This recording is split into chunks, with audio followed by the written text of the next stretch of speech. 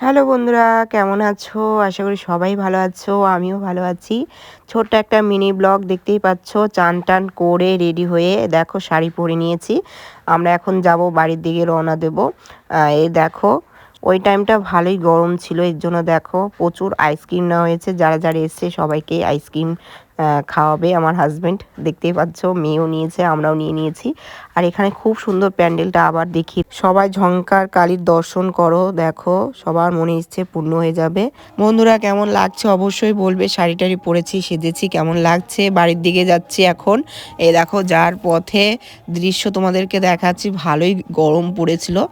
ফুলিয়া রঙ্গমঞ্চে যে মেলাটা দেখতে পাচ্ছ, এই মেলাটা দুর্গাপুজোর থেকে কালী পুজো অবধি থাকে, তারপর আবার চলে যায় রাসের মেলা।